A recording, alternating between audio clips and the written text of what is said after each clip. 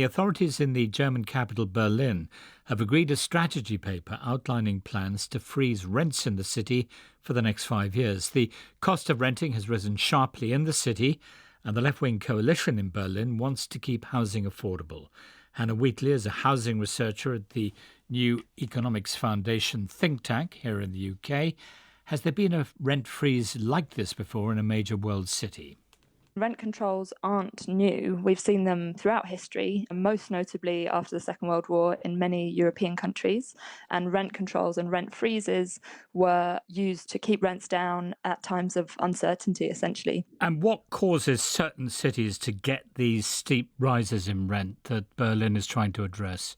What we're seeing in Berlin specifically is a really exceedingly high demand for housing. I think it's something like 100 people fighting over each property for rent.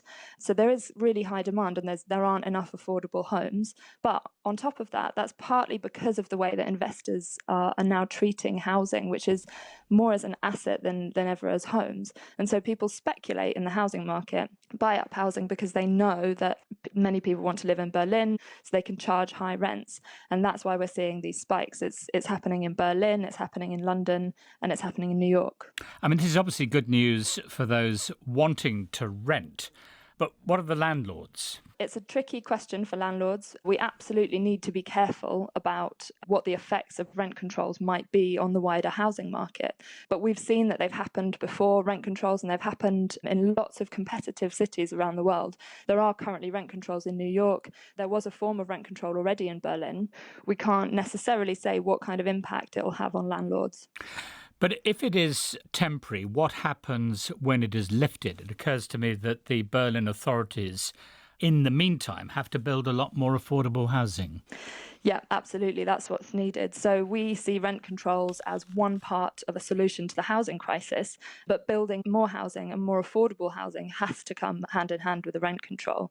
A rent control will, and a rent cap, as we're seeing in Berlin, will solve the problem in the short term. But we really need lots more investment in housing and affordable housing in the long term, in Berlin and also in London, very much so. I mean, so you think that where Berlin goes, other European capitals might follow?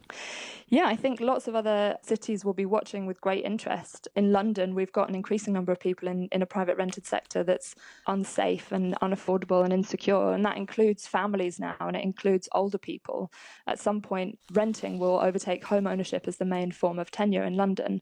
And so we're increasingly seeing people who would be looking for answers to the rent crisis that we're seeing here. And London's actually worse than Berlin. In fact, I think the finance minister said one of the reasons they're proposing this is because they don't want to end up like London. So I think many other cities will be looking and should be looking to Berlin as a great example of listening to what citizens need. Hanna Wheatley, a housing researcher at the New Economics Foundation think tank here in London.